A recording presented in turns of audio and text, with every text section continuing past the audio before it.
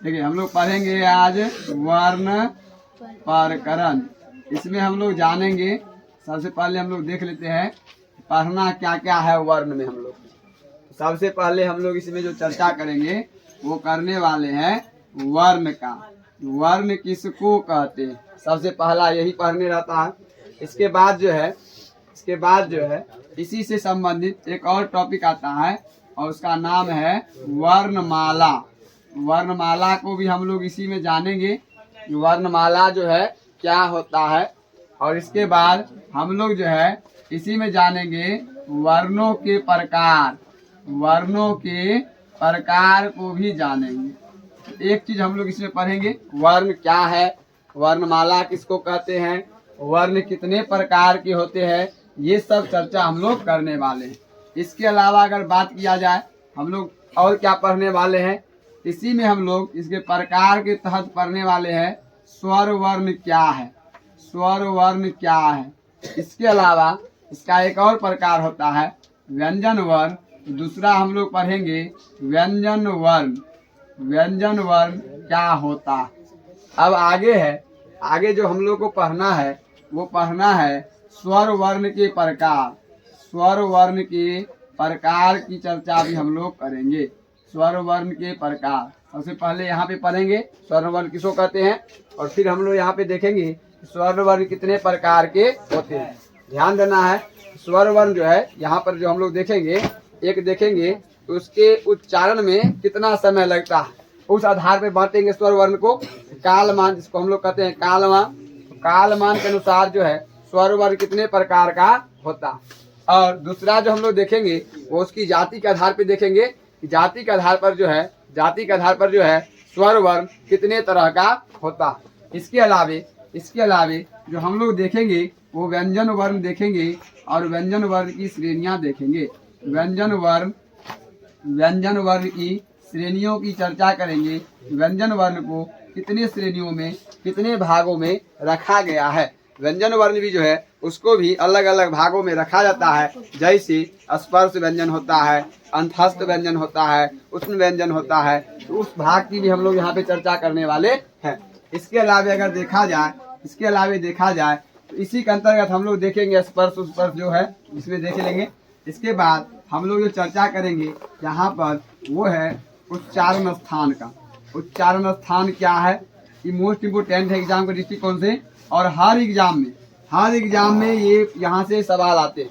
उच्चारण स्थान से हर एग्जाम में एक ना एक सवाल आते रहता है। तो हम लोग उच्चारण स्थान पढ़ेंगे, उच्चारण स्थान क्या होता है, इनकी संख्या कितनी है, इसकी भी चर्चा हम लोग करेंगे। और यहीं पर हम लोग देखेंगे किस वर्ण का उच्चारण जो है किस स्थान से होता है, ये भी ध्यान रखना है।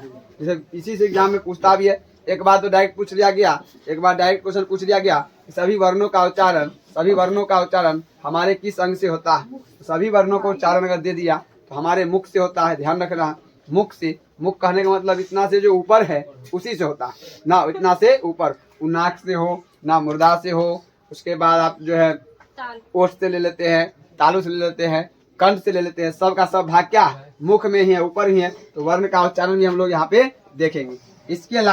इसके अलावे हम लोग को देखना है और क्या क्या हम लोग देखेंगे। इसमें एक चीज पढ़ना रहता है अल्पपराण और महापराण। इसकी भी चर्चा हम लोग वर्ण के तहत करने वाले हैं कि अल्पपराण क्या होता है, कौन कौन से वर्ण अल्पपराण होते हैं, और महापराण क्या है, कौन कौन से वर्ण जो है महापराण के अंतर्गत आते हैं। इस सब को ट्रिकली बता देंगे ताकि एक बार में आप लोग को याद हो जाए, दोबारा याद रखने की जरूरत नहीं।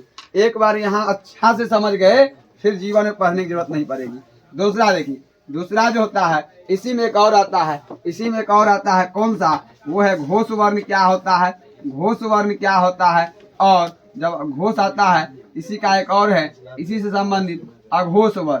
तो हम लोग यहाँ पे चर्चा करेंगे घोष वर्ण क्या होता है और अघोष वर्ण क्या होता है, और ये भी जानने की कोशिश करेंगे कौन कौन सा वर्ण जो है घोष के अंतर्गत आता है और कौन कौन सा वर्ण जो है अघोष के अंतर्गत आता है। इसके अलावे जो हम लोग चर्चा करने वाले हैं, एक है इसमें स्वराघात की चर्चा करेंगे। स्वराघात का ही दूसरा नाम कहीं कहीं पे बलाघात दिया रहता है, तो कन्फ्यूजिंग नहीं होना है। स्वराघात बोले या बलाघात बोले, दोनों सेम ही होता है। और इसी में हम लोग इसके प्रकार को भी जानेंगे, इसके प्रकार को भी जानेंगे।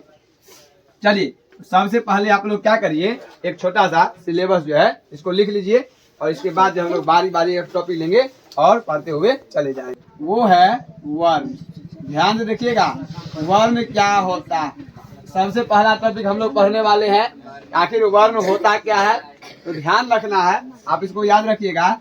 यह एक मूल ध्वनि होता है, यह एक मूल ध्वनि होता है, यह एक मूल ध्वनि होता है जिसका खंडन नहीं हो सकता है, जिसका खंडन नहीं हो सकता है। बहुत आसान सा डिफिनेशन है कि वर्ण किसको कहते हैं। वर्ण एक मूल ध्वनि होता है। मूल ध्वनि कहने का मतलब है कि सबका बेस है, सबका क्या है, बेस है। इसी से जो है शब्द का निर्माण होगा, शब्द से वाक्य बनाए जाएंगे, ये ध्यान रखना है। तो यह जो है एक मूल ध्वनि होता है जिसका खंडन कहने का मतलब है उसको हम लोग तोड़ नहीं सकते, उसको हम लोग तोड़ नहीं सकते हैं, बांट नहीं सकते हैं। इस आधार पर आप दूसरा डिफिनेशन भी याद रख सकते हैं। दूसरा डिफिनेशन क्या होगा, यह जो है एक सूक्ष्मतम रूप होता है, यह जो है एक सूक्ष्मतम रूप होता है, जिसे और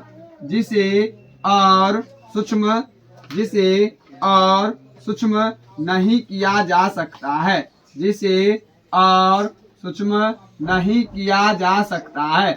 ये भी डिफिनेशन आप याद रख सकते हैं। तो वर्ण क्या होता है, तो वर्ण जो है सूक्ष्मतम कहने का मतलब है सबसे छोटा, सूक्ष्मतम कहने का मतलब है सबसे छोटा। यह जो है सबसे छोटा सा रूप है जिसको हम लोग और छोटा नहीं कर सकते हैं, उसे हम लोग क्या कहते हैं, वर्ण कहते हैं। और दूसरी बात आप ध्यान रखिएगा, इसी में पूछता है वर्णमाला, इसी में क्या पूछता है, वर्णमाला पूछ लेता है। तो आप आसानी से याद रख सकते हैं उसको, वर्णों के व्यवस्थित समूह को ही वर्णमाला कहते हैं, वर्णों के व्यवस्थित समूह को ही वर्णमाला कहते हैं। अब यहाँ पे ध्यान देना है, देखिए नाम क्या है, वर्णमाला।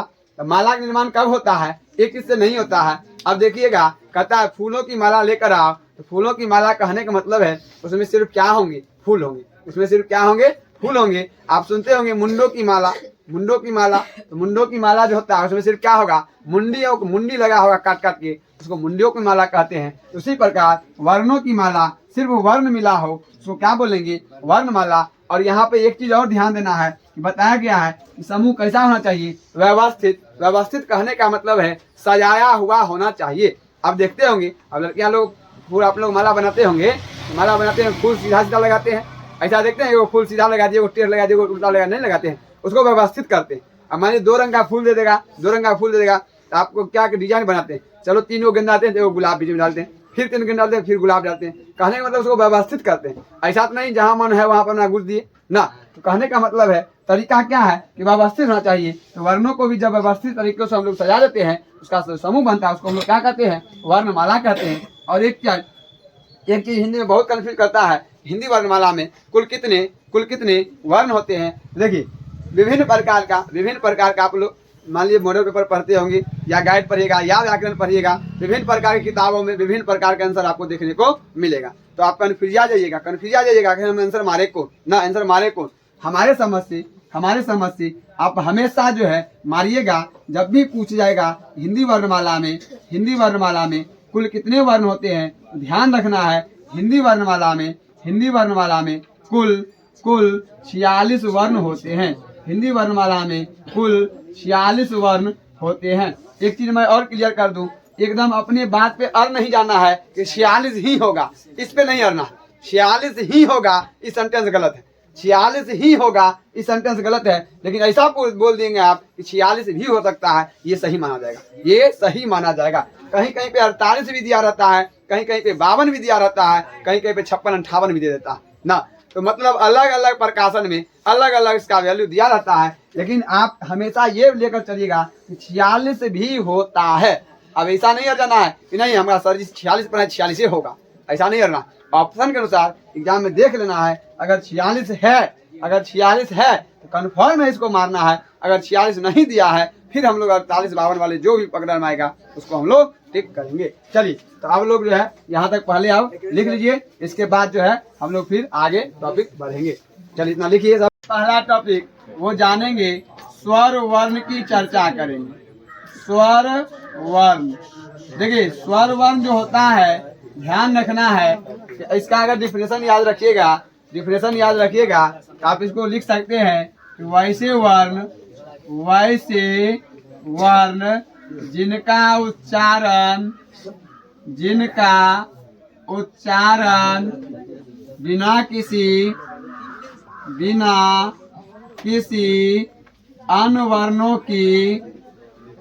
किसी अन्य वर्णों की सहायता से होता है, स्वर वर्ण कहलाता है। स्वर वर्ण कहलाता है। फिर से आप देख सकते हैं इसमें क्या कहता है, स्वर वर्ण क्या कहता है, वैसे वर्ण जिनका उच्चारण बिना किसी अन्य वर्णों की सहायता से होता है उसे हम लोग क्या कहते हैं, स्वर वर्ण कहते हैं। स्वर वर्ण कहते हैं। कहने का मतलब है स्वर वर्ण जो होता है वो किसी का सहारा नहीं लेता, वो किसी का सहारा नहीं लेता है। जब सहारा नहीं लेता है इसका मतलब है ये जो है अपने आप में स्वतंत्र होते हैं। ये भी ध्यान रखना है, ये स्वतंत्र वर्ण होते हैं। ये कैसे वर्ण होते हैं, तो स्वतंत्र वर्ण होते हैं। अगर कभी पूछ दे कि स्वतंत्र वर्ण किसको कहते हैं तो आप कन्फ्यूज आ जाइएगा। तो स्वतंत्र वर्ण तो हम लोग पढ़े ही नहीं है, तो उसमें कन्फ्यूज जाना नहीं है। ध्यान रखना है कि जितने भी स्वर वर्ण होते हैं उसी को स्वतंत्र वर्ण भी माना जाता है। कहने का मतलब है स्वतंत्र वर्ण भी वैसे ही वर्ण होते हैं जिनके उच्चारण में किसी दूसरे वर्णों का सहायता नहीं लिया जाता है। कहने का मतलब है जो स्वर वर्ण होता है वही स्वतंत्र वर्ण भी होता है। अब सवाल आता है कि आखिर स्वर वर्णों की संख्या कितनी होती है। तो ध्यान रखिएगा, स्वर वर्णों की संख्या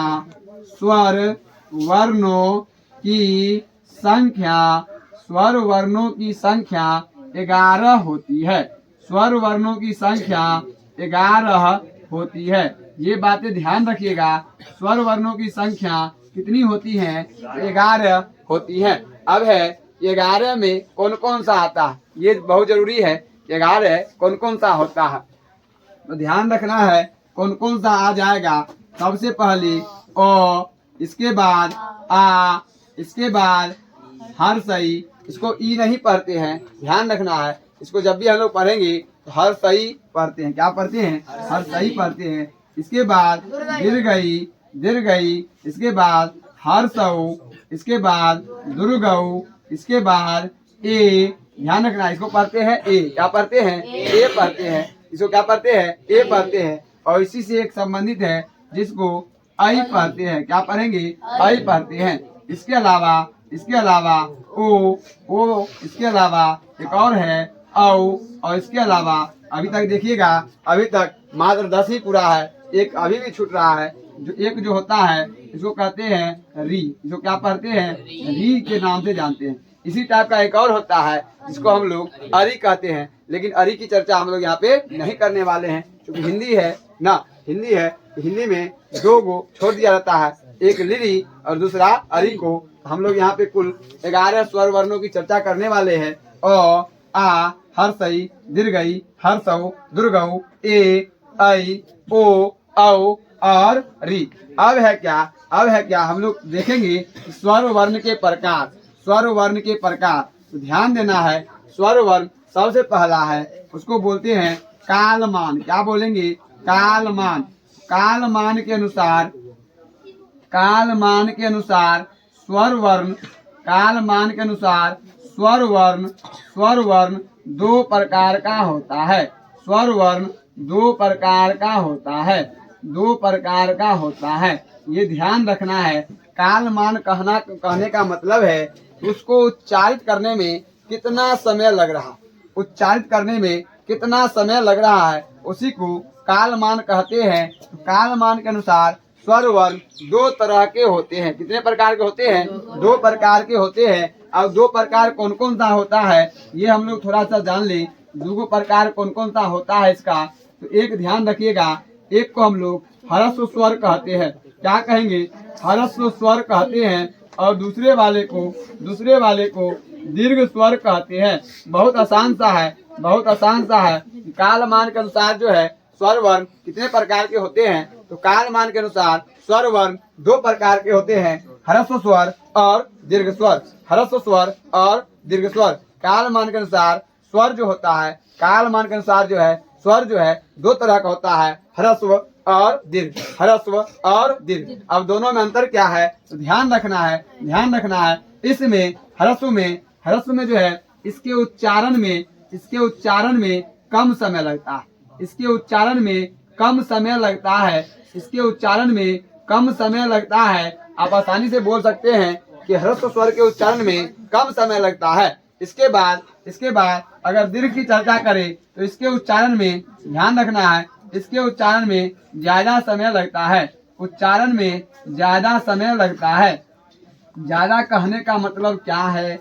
ज्यादा कहने का मतलब है, देखिए ध्यान देना है। कम मतलब ये नहीं कि साफे कम लगेगा, इसकी तुलना में ह्रस्व में दीर्घ की तुलना में कम समय लगेगा और दीर्घ में ह्रस्व की तुलना में ज्यादा समय लगेगा। अभी मत बोलिएगा कि ज्यादा समय मतलब है। अब जैसे हमको ओ बोलना है तो बोले कम समय लगेगा।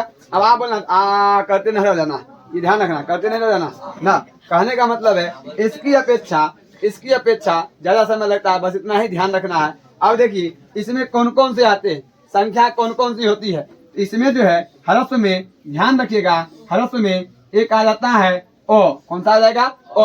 और जो है ह्रस्व स्वर है, कैसा है? ह्रस्व स्वर है। इसके बाद इसमें आ जाता है हर्षई, कौन सा आ जाएगा? हर्षई। इसके बाद इसमें आ जाता है हर्षौ, कौन सा आ जाएगा? हर्षौ। और एक और इसमें आता है जिसको हम लोग कहते हैं री। कहने का मतलब है कि अगर देखा जाए ह्रस्व स्वर की संख्या कितनी है, आप यहाँ पे क्लियर देख सकते हैं ह्रस्व स्वर की संख्या कितनी हो रही है? 4 होती है। कितनी होती है? 4 होती है। जब ये 4 है, इसका मतलब दीर्घ कितना रहता होगा? दीर्घ कितना रहता होगा? 7 रहता होगा। 4 ये हुआ ना, 4 ये हुआ ना, है कितना? 11 है। इसका मतलब है ये कितना बचेगा? 7 बचेगा। अब देख लेते हैं 7 कौन कौन सा होता है, तो ध्यान देना है। सबसे पहला इसमें आ जाएगा, सबसे पहला आ जाएगा। इसके बाद दीर्घई आ जाएगी। इसके बाद दुर्गऊ आ जाएगा। 3 यहाँ से आ जाएगा। और इसमें जो है 4 जो ऐसे होते हैं जिसको संयुक्त वर्ण माना गया है। स्वर में भी अगर पूछ दे संयुक्त स्वरों की संख्या कितनी होती है, स्वर में भी अगर संयुक्त पूछ ले तो उसकी संख्या 4 है। ए, ऐ, ओ और औ। ये जो है स्वर वर्ण में भी संयुक्त स्वर माने जाते हैं। यहाँ पर चारों ऐड कर लेंगे। ए, इसके बाद ऐ, इसके बाद ओ और इसके बाद औ। ये जो है आप देख सकते हैं संख्या में कितनी हो गई है? संख्या में कितनी हो गई है? 7 हो गई है। तो ध्यान देना है। कालमान के अनुसार स्वर वर्ण दो प्रकार के होते हैं, ह्रस्व स्वर और दीर्घ स्वर। ह्रस्व स्वर अगर देखा जाए इसके उच्चारण में कम समय लगता है, इसके उच्चारण में कम समय लगता है। और दीर्घ की जब बात करें इसके उच्चारण में ह्रस्व की अपेक्षा ज्यादा समय लगता है। अब ह्रस्व स्वर की संख्या अगर पूछ लिया जाए तो ह्रस्व स्वर की संख्या मात्र 4 होती है। ओ, हर्षई, हर्षौ और री। ओ, हर्षई, हर्षौ और री। और जबकि दीर्घ की संख्या अगर देखी जाए तो दीर्घ की संख्या 7 होती है। आ, दीर्घई, दुर्गौ, ए, ऐ, ओ और औ। चलिए अब आप लोग यहाँ तक क्या करिए, लिख लीजिए, फिर हम लोग इसके आगे जो है बढ़ेंगे। वो है जाति के आधार पर, जाति के आधार पर हम लोग पढ़ने वाले हैं स्वर वर्ण को। ध्यान देना है। जाति के आधार पर स्वर वर्ण को 2 भागों में रखा गया। कितने भागों में रखा जाता है? 2 भागों में रखा जाता है। वो 2 भाग कौन कौन से हैं? एक को एक को हम लोग स्वजातीय स्वर कहते हैं। क्या बोलते हैं? स्वजातीय स्वर कहते हैं। और दूसरे वाले को हम लोग विजातीय स्वर के नाम से जानते हैं। अब नाम से ही लग रहा होगा स्वजातीय। स्व मतलब होता है समान, और जाति मतलब समान जाति का होगा उसे हम लोग क्या कहेंगे? सजातीय कहते हैं। समान जाति का होगा उसे क्या बोलेंगे? सजातीय कहेंगे। यहाँ पे देख सकते हैं वि मतलब होता है विभिन्न। विभिन्न कहने का मतलब अलग अलग। जब अलग अलग जाति का होगा उसे हम लोग क्या कहेंगे? विजातीय कहते हैं। एक चीज और ध्यान देना है, सजातीय को ही स्वर्ण भी कहा जाता है। ये मोस्ट इम्पोर्टेंट है। सजातीय को ही स्वर्ण भी कहा जाता है और विजातीय को अस्वर्ण कहा जाता है। अस्वर्ण कहा जाता है। सजातीय को स्वर्ण कहा जाता है और इसको अस्वर्ण कहा जाता है। एक चीज ध्यान रखना है, यहाँ पर कह रहा है जाति में कैसा होना चाहिए? समान होना चाहिए। कैसा होना चाहिए? समान होना चाहिए। जैसे ओ है और आ है। ध्यान देना है, दोनों मिल के सजातीय कहलाएगा। ध्यान देना है, दो जब मिलेगा तभी सजातीय कहलाएगा, नहीं तो नहीं कहलाएगा। जैसे ओ आ सजातीय स्वर वर्ण होगा, इसी प्रकार हर्षई दीर्घई सजातीय हो जाएगा। हर्षऊ दीर्घऊ इसको भी क्या माना जाएगा? सजातीय माना जाएगा। अब इसमें है कि अलग अलग कहने का मतलब है ओ हर्षई, इसको विजातीय स्वर कहा जाएगा। जैसे हर्षई हर्षऊ, इसको विजातीय स्वर कहा जाएगा। जैसे हर्षऊ प्लस, अच्छा प्लस नहीं करिए, सिर्फ हाइफन लेना है। हर्षऊ और इसको क्या माना जाएगा? विजातीय श्रेणी में रखा जाएगा। फिर सुन लीजिए जो है जाति के आधार पर स्वर वर्ण के कितने भेद होते हैं? 2 भेद होते हैं, सजातीय और विजातीय। तो जब समान जाति का होता है उसे सजातीय स्वर वर्ण कहते हैं, और जब अलग अलग जाति का होता है उसे हम लोग क्या बोलेंगे? विजातीय स्वर वर्ण कहेंगे। जैसे आप देख सकते हैं ओ आ हर्षई दीर्घई हर्षऊ दीर्घऊ ए ऐ ओ औ आदि को हम लोग क्या बोलेंगे? सजातीय स्वर कहेंगे। क्या बोलेंगे? सजातीय स्वर कहेंगे। उसी प्रकार इधर जब आएंगे ओ हर्षई ओ ए री, ये सब अगर आ जाता है एक साथ, उसको हम लोग क्या बोलेंगे? विजातीय स्वर कहेंगे। चलिए इतना पहले आप लिख लीजिए। इसके बाद हम लोग आएंगे व्यंजन पे। किस पे आ जाएंगे? व्यंजन पे। ये व्यंजन वर्ण के बारे में जानेंगे। व्यंजन वर्ण, देखिए स्वर वर्ण की चर्चा हम लोग पहले कर चुके हैं। स्वर वर्ण वैसे वर्ण होते थे जिसके उच्चारण में किसी अन्य वर्णों का जो है सहायता नहीं लिया जाता था, उसे हम लोग क्या कहते थे? स्वर वर्ण के नाम से जानते हैं। एक चीज और बताया गया होगा कि जो स्वर वर्ण होते हैं उन्हें हम लोग क्या कहते हैं? स्वतंत्र वर्ण भी कह सकते हैं। ध्यान रखना। इसके बाद हमने बता रखा था कि स्वर वर्ण जो होता है उनकी संख्या कितनी होती है? संख्या कितनी स्वर वर्णों की? 11 होती है। आज जो हम लोग चर्चा करेंगे व्यंजन वर्ण की चर्चा करेंगे। देखिए व्यंजन वर्ण क्या कहता है? व्यंजन वर्ण का अगर डिफिनेशन आप जानना चाहेंगे तो वैसे वर्ण जिसका उच्चारण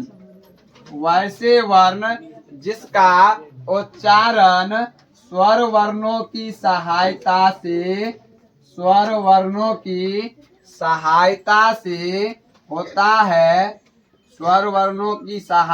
से होता है, उसे व्यंजन वर्ण कहते हैं। फिर सुन लीजिए क्या कहता है? व्यंजन वर्ण किसको कहते हैं? तो वैसे वर्ण जिसका उच्चारण स्वर वर्णों की सहायता से होता है उसे व्यंजन वर्ण कहते हैं। फिर जान लीजिए, वैसे वर्ण जिसका उच्चारण स्वर वर्णों की सहायता से होता है उसे व्यंजन वर्ण कहते हैं। एक चीज ध्यान रखना है, क्योंकि अब ऑब्जेक्टिव ज्यादा पूछता है। ये बात ध्यान रखना है, अगर पूछ लिया जाएगा कि व्यंजन वर्णों की कुल संख्या कितनी होती है, तो ध्यान में आप रखिएगा कि व्यंजन वर्णों की कुल संख्या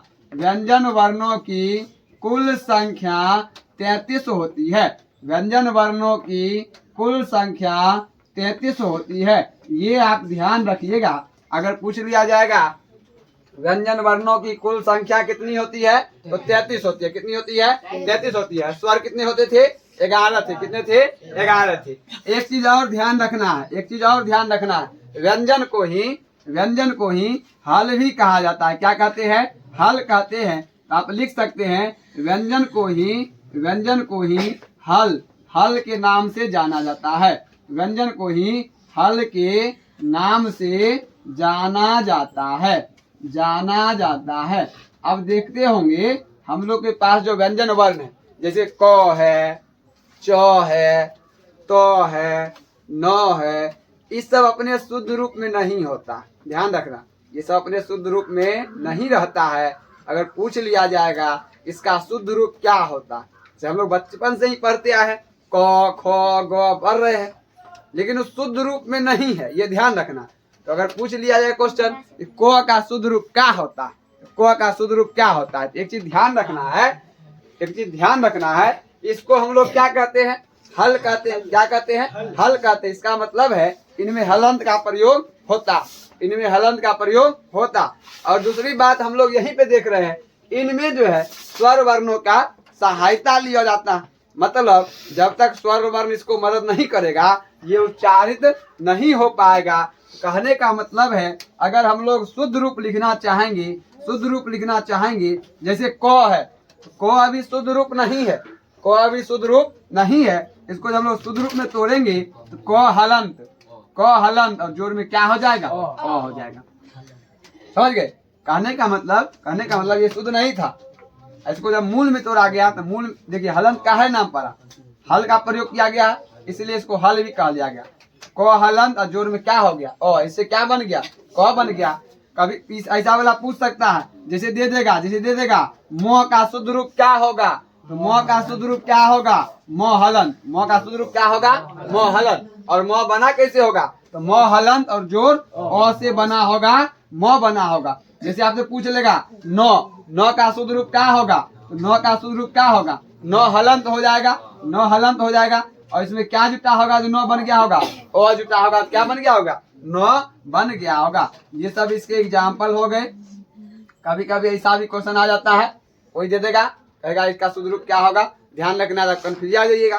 कैसे सब दिन तो हम बचपन से कोई पढ़ते आ रहे हैं, कोई से कबूतरे पढ़े हैं, लेकिन इसका शुद्ध क्या होगा, कंफ्यूज आ जाइएगा। ध्यान रखना, शुद्ध के लिए कुछ नहीं करना है, सिर्फ उसमें क्या करना है? हलंत लगा देना। क्या करना है? उसमें हलंत लगा देना।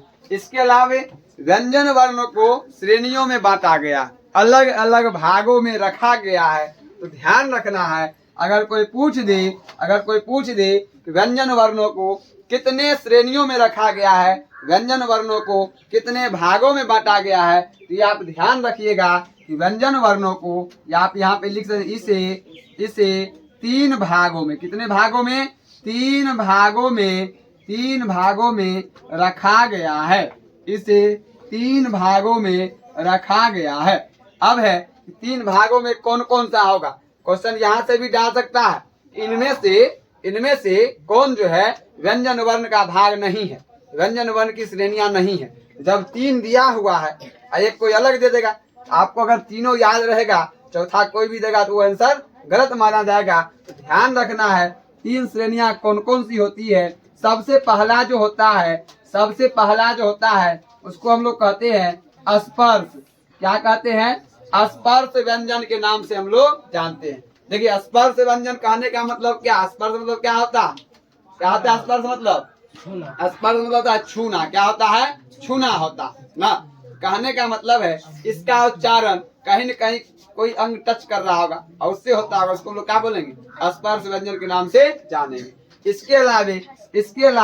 इसके अलावे जो होता है उसको बोलते हैं अंतस्थ व्यंजन। कौन सा बोलेंगे? अंतस्थ व्यंजन के नाम से जानते हैं। और एक लास्ट जो होता है उसको हम लोग उष्म व्यंजन के नाम से जानते हैं। क्या जानते हैं?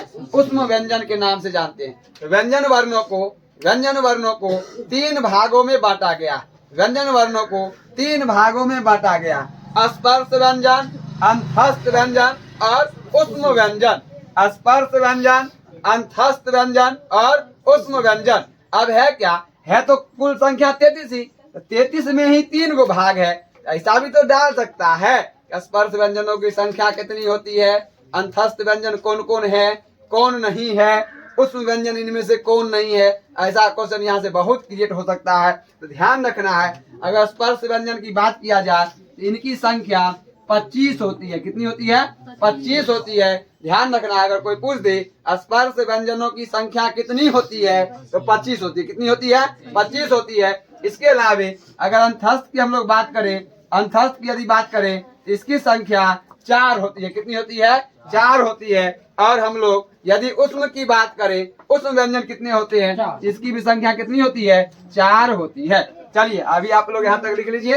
इसके बाद जो है फिर हम लोग बारी बारी से स्पर्श, अंतस्थ और उष्म तीनों को जानेंगे। व्यंजन के बारे में देखिए, हम लोग व्यंजन वर्णों के जो है कितने श्रेणियां देखे हैं? 3 श्रेणियां। सबसे पहला जो होता है वो होता है स्पर्श व्यंजन। बातें कम करिए।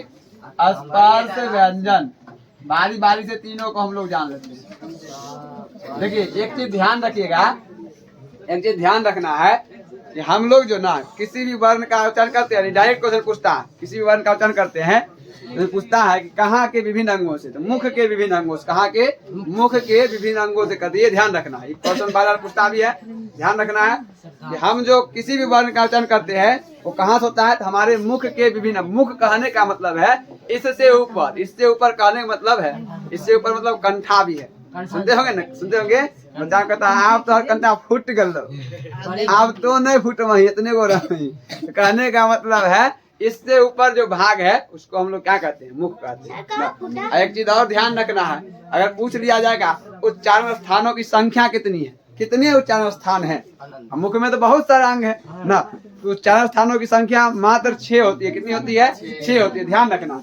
यहाँ जो है स्पर्श व्यंजन का जब हम लोग डिफिनेशन निकालेंगे, कैसे निकलेगा देखिए, इसका क्या आ जाएगा? शोभा कुमारी बात मत करो। जैसे कि वैसे व्यंजन वर्ण, ध्यान देना है, वैसे व्यंजन वर्ण जिसका उच्चारण, वैसे व्यंजन वर्ण जिसका उच्चारण कंठ। अभी बारी बारी से सब चीज हम लोग जानेंगे। कंठ क्या है, तालु क्या है, मुर्दा क्या है, सभी चीज को हम लोग जानेंगे। जिसका उच्चारण कंठ, तालु, मूर्धा, मूर्धा, दंत और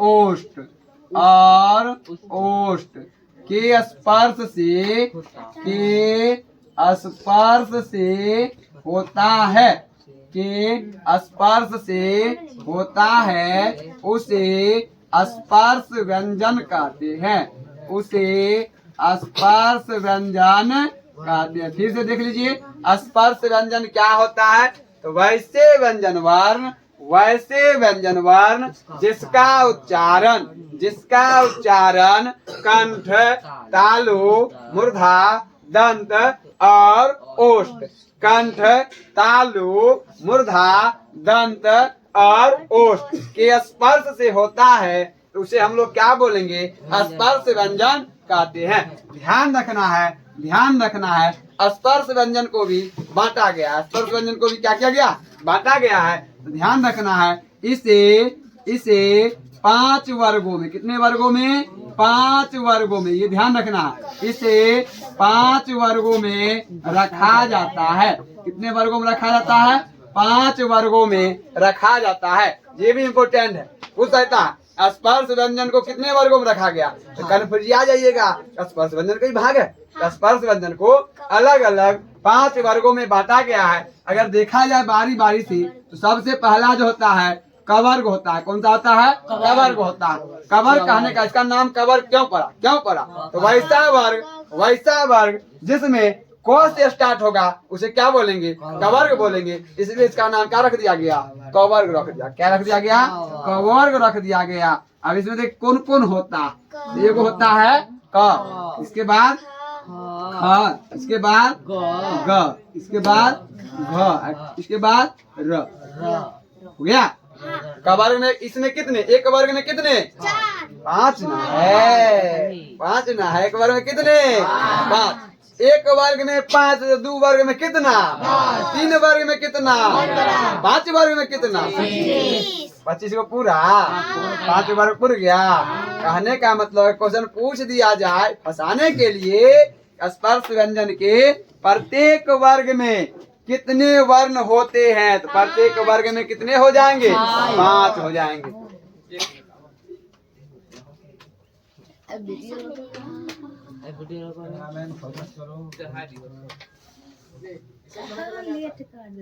तो क वर्ग में कितने वर्ण है?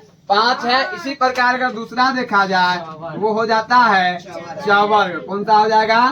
चवर्ग हो जाएगा। और चवर्ग में देखिए कौन कौन सा आ जाएगा? च, इसके बाद इसके बाद इसके बाद छ, सुनिए ना, छलनी तो मारो तो। इसके बाद ज, इसके बाद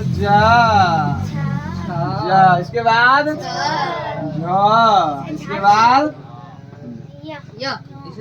इसे कितना? 5 है कि नहीं है? 5 है कि नहीं है? इसके बाद क्या होता है? इसके बाद टवर्ग क्या होता है? टवर्ग। टवर्ग में कौन कौन? पहले ट, इसके बाद ठ, इसके बाद ड, इसके बाद ढ। नहीं सुनता होगा, ढकलेले है, यह वाला ढ है, ढोलके है, यह वाला ढ है। फिर इसके बाद क्या होगा? इसके बाद ना। इसके बाद कौन वर्ग आएगा? तवर्ग। क्या आ जाएगा? तवर्ग। तवर्ग में कौन कौन? पहले क, इसके बाद थ, इसके बाद द, इसके बाद ध, इसके बाद तवर्गी न। इसके बाद कौन सा वर्ग आएगा? पवर्ग। कौन सा आ जाएगा? पवर्ग। पवर्ग में कौन कौन? पहले पापा जी, पहले पापा जी, के बाद तब फूफा जी, तब फूफा जी। अपनी आजकल कहते हैं फू फू, फूफा जी आएंगे सबसे पहले फू फू कर देगा, तब प्रणाम करेगा। इसके बाद क्या आएगा?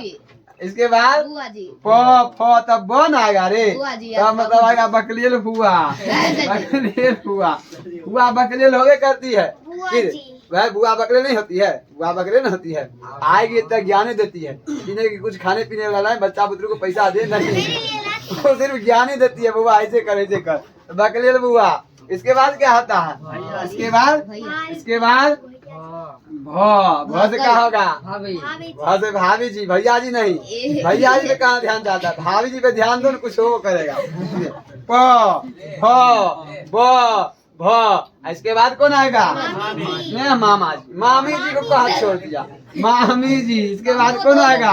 मामी जी। अब देखो तो स्पर्श व्यंजन कितने वर्ग हैं? 5 वर्ग है। पहला कवर्ग, उसके बाद चवर्ग, इसके बाद कवर्ग, इसके बाद कवर्ग, इसके बाद कवर्ग। और प्रत्येक वर्ग में कितने वर्ग? 5 है। कवर्ग में देख सकते हैं 5, चवर्ग में भी 5, टवर्ग में भी 5, तवर्ग में भी 5 और पवर्ग में भी 5। चलिए इतना आप लोग लिखिए। इसके बाद हम लोग चलेंगे अंतस्थ पे और उस पे। आज हम लोग अब जो है दूसरा की चर्चा हम लोग करेंगे। दूसरा हम लोग कौन देख रहे थे? अंतस्थ।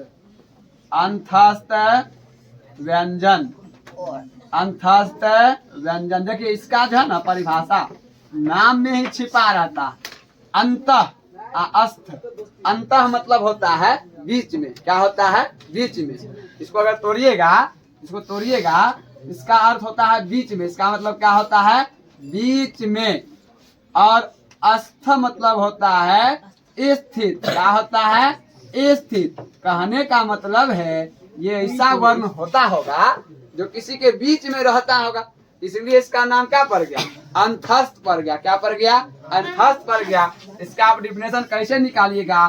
तो आसानी से लिख सकते हैं वैसे व्यंजन वर्ण, वैसे व्यंजन वर्ण जो स्वर, स्वर तथा व्यंजन, स्वर तथा व्यंजन के बीच, स्वर तथा व्यंजन के बीच स्थित होते हैं, स्थित होते हैं।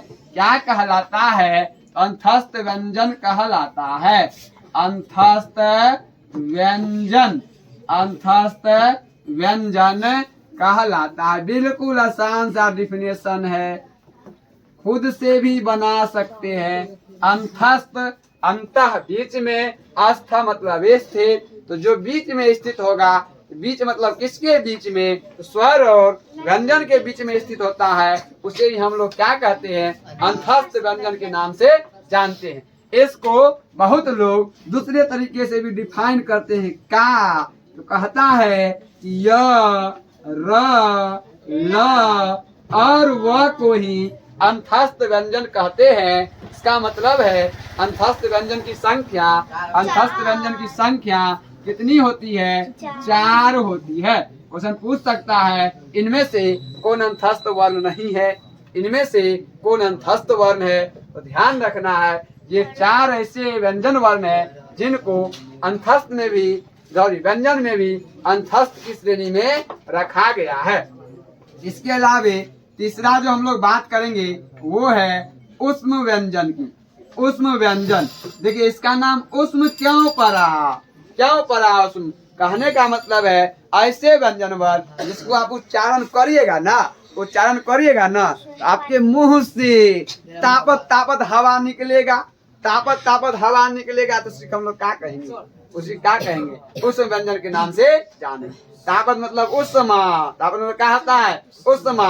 उष्मा युक्त वायु अगर निकलता है जिसके उच्चारण में, उसे हम लोग क्या कहेंगे, उष्म व्यंजन कहेंगे। आप डिफिनेशन लिख सकते हैं, वैसे व्यंजन वर्ण, वैसे व्यंजन वर्ण जिसके उच्चारण में, जिसके उच्चारण में उष्मायुक्त, उष्मायुक्त, उष्मायुक्त कहने का मतलब गर्म, कैसा निकलेगा, गर्म।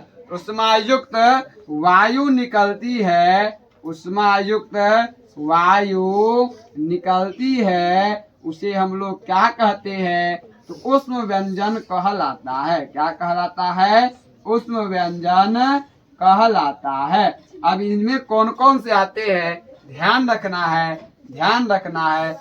देखिए इसमें जो है 4 वर्ण इसमें भी आएंगे, तालव्य स्व, इसके बाद मूर्धन्त स्व, इसके बाद दंत स्व और इसके बाद ह। कहने का मतलब है ये 4 ऐसे व्यंजन है जिनको व्यंजन में भी उष्म की श्रेणी में रखा गया है। तालव्य स्व, मूर्धन्त स्व, दंत स्व और ह, और इनकी भी संख्या कितनी है, 4। ये ध्यान रखना है। अब 3 सौ, कभी कभी बच्चों को क्वेश्चन ना, बुढ़ा सुधार को दुगुरता बखजेटी सब कहता है क्या सौ पढ़ा, हम लोग कंफ्यूज आ जाते हैं। हम लोग 1000 10,000 महासंघ भी पढ़े हैं, लेकिन क्वेश्चन यहीं से पूछता है क्या सौ पढ़ा है, आंसर वो मारता है, बोलिएगा ना हम तो 1000 2000 बोले हैं, क्या बुढ़ पढ़ा कहाँ, तो 3 100 होता। ये ध्यान रखना है, क्वेश्चन यहीं से पूछता है। 300 मतलब कौन कौन, तालव्य स्व, मूर्धन्त स्व और दंत स्व। अगर वो बगजेटी करे तो आप तनिया बच्चा जेटी कर लीजिए, उसे पूछ लीजिए बाबा बताइए इसका नाम तालव्य स्व, मूर्धन्त स्व, दंत स्व क्यों रखा गया, तो बुढ़ो को हो जाएगा शुरू हो। तो ध्यान रखना है, ध्यान रखना है। इसका उच्चारण चूंकि तालु से होता है इसलिए नाम पड़ गया तालव्य स्व, इसका उच्चारण मुर्दा से होता होगा इसलिए नाम क्या पड़ गया, मूर्धन्त स्व, और इसका उच्चारण, इसका उच्चारण चमकीली चमकीली दांतों से होता है इसलिए नाम क्या पड़ गया, दंत स्व पड़ गया। चलिए इतना लिख लीजिए, फिर हम लोग आगे क्लास में मिलेंगे इसके अगले भाग को लेकर। यहाँ तक आप लोग लिख लीजिए।